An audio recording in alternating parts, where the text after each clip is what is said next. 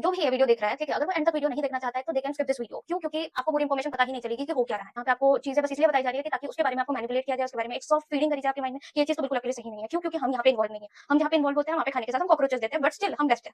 Hello, नमस्ते, welcome और welcome back to my channel. मेरा नाम है रसिका, स्वागत है फिर से एक और बार आप सभी का मैडो मेडिसिन में। आज हम बात करने वो स्टेट यूनिवर्सिटी के बारे में।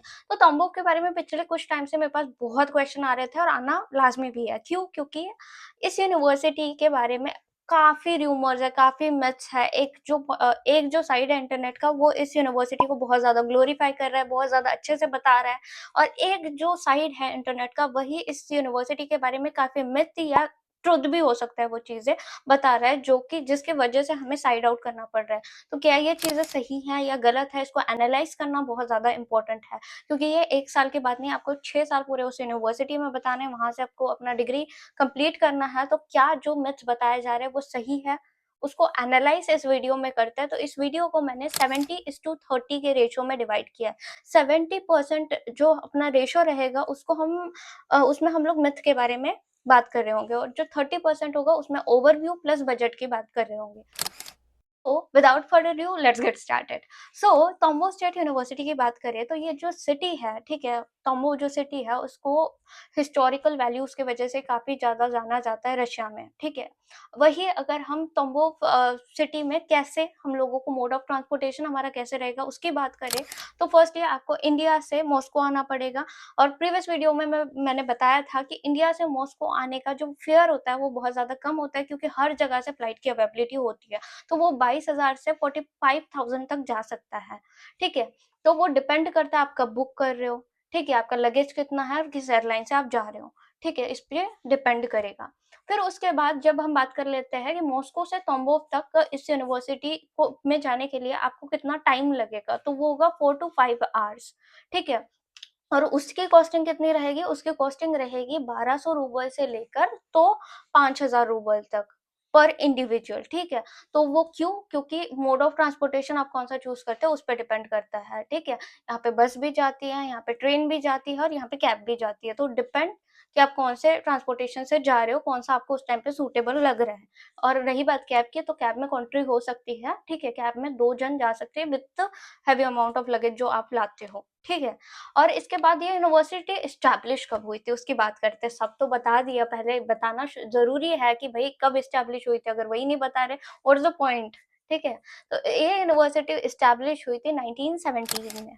तो यूनिवर्सिटी काफ़ी ओल्ड टाइम से चलते आ रही हैं। हम बात करें ये यूनिवर्सिटी किस-किस बॉडी से रिकॉग्नाइज्ड है, तो ये सारे ग्लोबल बॉडीज से रिकॉग्नाइज्ड है।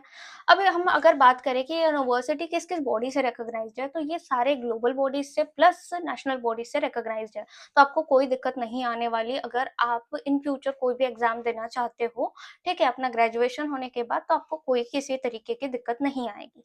अब हम स्ट्रेट ऑन अपने मिथ्स की तरफ बढ़ते हैं।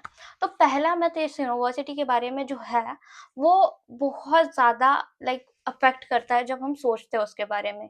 क्योंकि एज अ मेडिकल स्टूडेंट हमारे लिए क्लिनिकल एक्सपोजर भी उतना ही इम्पोर्टेंट है जितना हमारी स्टडीज इम्पोर्टेंट है।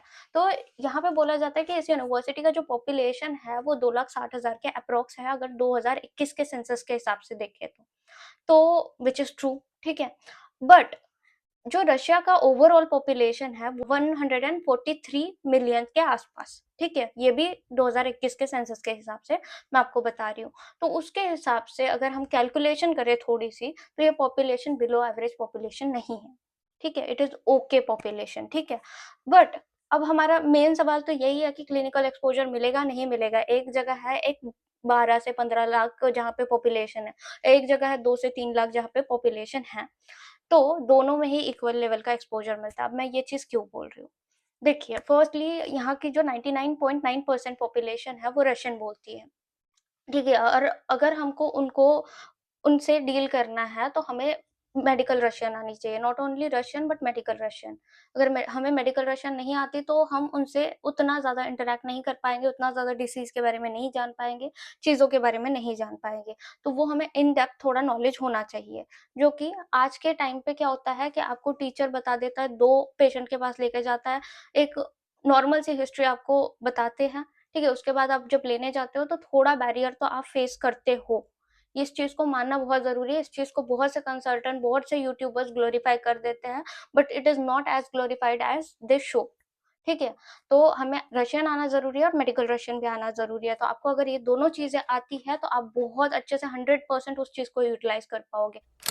दोनों ही इक्वल आउट हो जाता है। अगर हम यहाँ पे भी जा रहे हैं तब भी हम उतना ही कर पाएँगे अगर हमें नहीं आती, और यहाँ पे भी जा रहे हैं तब भी हम उतना ही कर पाएँगे क्योंकि हमें नहीं आती है। और अगर हमें आती भी है तो हमारे पास दोनों ही जगह इक्वल अमाउंट ऑफ पेशेंट रहेंगे, क्योंकि यहाँ पे हर जगह हॉस्पिटल अवेलेबल होते हैं। तो हर जगह हॉस्पिटल की कुछ कैपेसिटी होती है, उस हिसाब से पेशेंट आते हैं। तो ऐसा तो नहीं है वहाँ पे मतलब लोग बीमार ही नहीं पड़ते होंगे, ठीक है? पड़ते होंगे, ठीक है? तो आपको इक्वल अमाउंट में नॉलेज मिलेगा, ठीक है? तो ये कोई बात नहीं होती है, अगर 1 पेशेंट है या 2 पेशेंट है तब भी आप उतना ही सीख सकते हो, और अगर 10 पेशेंट है तब भी आप उतना ही सीख सकते हो। और एक चीज़ जान लो, एफएमजी करने के बाद 1 साल की इंटर्नशिप क्लियर आपको कंपल्सरी करनी है, ठीक है? तो उसमें आपको जितना नॉलेज मिलेगा उतना अपने पूरे 6 साल के यहाँ पे एमबीबीएस करते जब कर रहे होगे ना तब भी नहीं मिलेगा। तो ये चीज़ अपने माइंड में हमेशा रखना, ठीक है? हमेशा मैं स्टूडेंट्स को यही चीज़ बोलती हूँ, पेरेंट्स को भी यही चीज़ समझाती हूँ। इस चीज़ को ग्लोरीफाइड करने के लिए ना काफ़ी ज़्यादा यूट्यूबर्स हैं, तो दैट्स व्हाई मैं बोलूँगी अगर आप उनकी बात सुन रहे हो तो प्लीज़ उन्हीं की सुनिए, क्योंकि मैं उस चीज़ को जस्टिफ़ाई नहीं कर सकती हूँ। मैं एक आपको सच्चाई बताने की कोशिश कर रही हूँ, वेदर मेरा कंटेंट आपको अच्छा लगे, नहीं लगे, हार्श लगे, but still I will tell the truth only. कर लेते हैं मिथ नंबर 2 की। तो यहाँ का जो एफएमजी पासिंग परसेंटेज है, वो यहाँ पे एक्सिस्ट ही नहीं करता, क्योंकि प्रीवियस कोई बैचेस पास आउट नहीं हुए हैं, व्हिच इज़ फॉल्स क्लेम। आप ये स्क्रीन पे देख पा रहे हो, ठीक है? तो ये बहुत पुराना डाटा है, ठीक है? उसके बाद भी आपको डाटा मिलेगा, अगर आप इंटरनेट पे सर्च करने जाओगे तो। तो वो डाटा में आपको दिखाएगा 0%, 0%, 0%। अब उसको जानना है कि वो 0% क्यों था कुछ साल के लिए, यूनिवर्सिटी में बच्चे इंडियन स्टूडेंट्स क्यों नहीं जा रहे थे? तो हमें जाना पड़ेगा मिथ नंबर 3 पे। अब मिथ नंबर 3 पे हम ऐसा क्या बताने वाले हैं?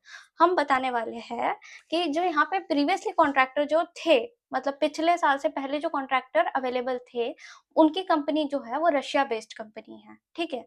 कोई इंडियन ओरिजिन का पर्सन वहाँ पे नहीं बिलॉन्ग करता, तो वो यहाँ पे रशिया बेस्ड कंपनी होने की वजह से उनका जो फोकस रहता था, वो इजिप्शियन स्टूडेंट या जो भी यहाँ के आसपास के कंट्री के स्टूडेंट है उन पे ज़्यादा होता था, क्योंकि उनको लाइक देखिए इंडिया में काफ़ी अवेयरनेस है चीज़ों के बारे में, बट इन कंट्रीज़ में due to lack of information चीज़ें अवेलेबल नहीं है।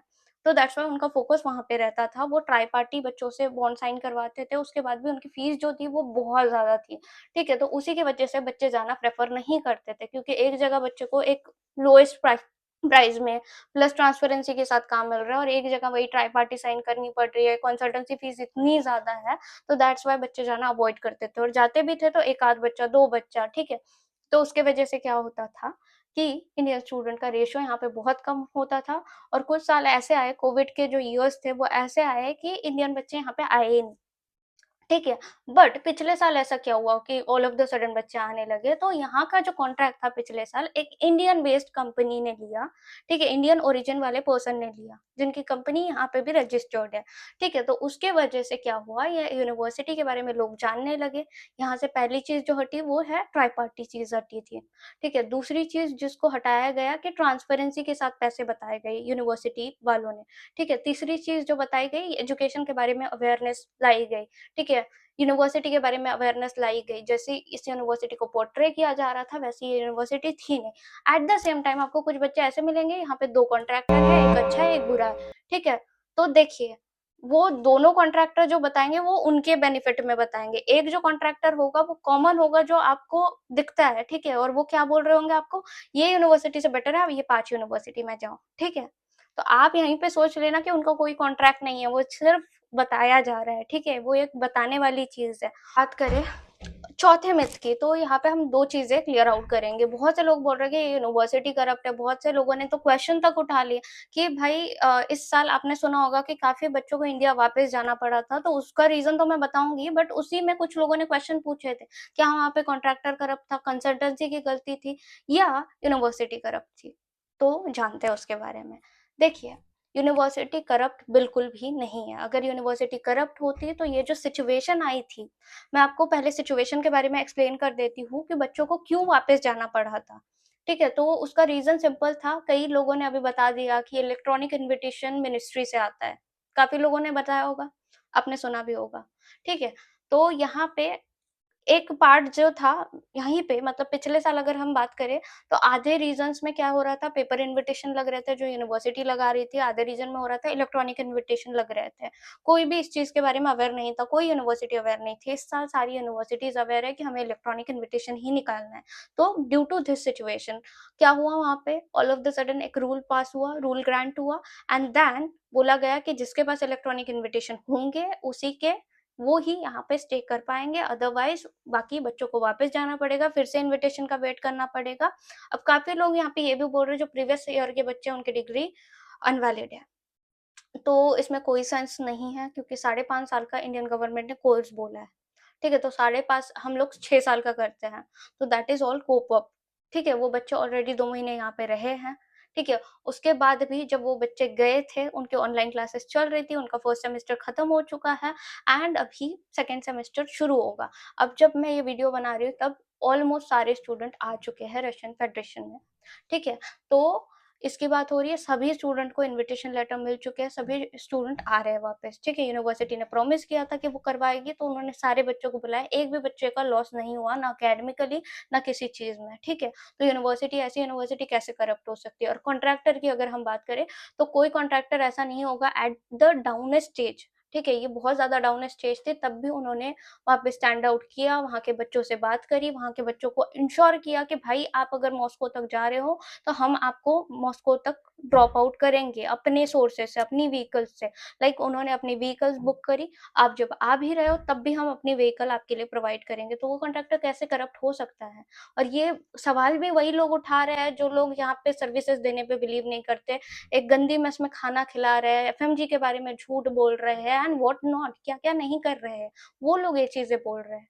तो ये चीजें बहुत ज्यादा इरिस्पॉन्सिबल है। अगर हम क्रेडिबिलिटी की बात करें तो उन कॉन्ट्रैक्टर की आपसे कई गुना ज्यादा क्रेडिबिलिटी है। लास्टली बात करने वाले बजट पे, जैसे मैंने बताया था कि ओवरव्यू को मैंने 2 हिस्सों में डिवाइड करा है कि एक थरल इंफॉर्मेशन एंड उसके बाद बजट। तो अगर हम बजट की बात करें तो उसमें भी कुछ लोगों ने मैनिपुलेट कर रखा है। ठीक है, कि कुछ भी बता के कुछ, मतलब फीस कुछ एक्स है और बता दिया वाई, तो अब मैं बताऊंगी तो आप मुझ पे क्यों ट्रस्ट करो। तो यहाँ पे एडमिशन लेटर है जो पिछले साल के बच्चे का है और इसमें फीस मेंशन है, नॉट लाइक अदर यूनिवर्सिटी यहाँ पे फीस मेंशन ही नहीं होती है। ठीक है, तो यहाँ का tuition fees plus hostel fees हमें एक ही, मतलब इसका कोई अलग अलग अमाउंट नहीं है, तो वो एक ही साथ देना होता है, तो जिसकी कॉस्टिंग है 3,50,000। ठीक है, उसके बाद अगर हम बात करें डॉक्यूमेंटेशन की, जिसमें आपका वीजा एक्सटेंशन आता है, बायोमेट्रिक आता है, आपका इंश्योरेंस आता है, आपका मेडिकल चेकअप आता है, तो इसका कॉस्टिंग है 17,500। ठीक है, तो अगर हम इन दोनों को टोटल कर देते हैं, documentation, tuition plus hostel fees को टोटल कर देते हैं, तो इसका टोटल जो बजट जाता है वो होता है 3,67,000 अप्रोक्सीमेटली। अगर इनको इसको हम इंटू 6 करते हैं तो 22 लाख का बजट है इस यूनिवर्सिटी का। और एज आई सेड प्रीवियसली कि ये जो बजट मैं बता रही हूँ वो पिछले साल के प्रकाश के हिसाब से बता रही हूँ, इस साल का प्रकाश आया नहीं है एज ऑफ नाउ। तो इंक्रीमेंट भी होगा तो आप इसमें 1 आध लाख ऊपर का जोड़ सकते हो। इतना तो वैसे इंक्रीमेंट होगा नहीं, 50-60 हजार इनफ है कि अगर आप ऊपर से जोड़ के रख रहे हो तो। एंड उम्मीद है आप सभी के सारे मिथ्स कवर हो गए हो, अभी तक आपको क्लियर हो गया हो कि जो चीजें बताई जा रही है वो सही है या नहीं है, जो चीज आप सुन रहे हो वो सही इंसान से सुन रहे हो या नहीं सुन रहे हो, इस चीज की क्लियरिटी आपके माइंड में आ रही होगी। So that's it for today's video, thank you so much for watching.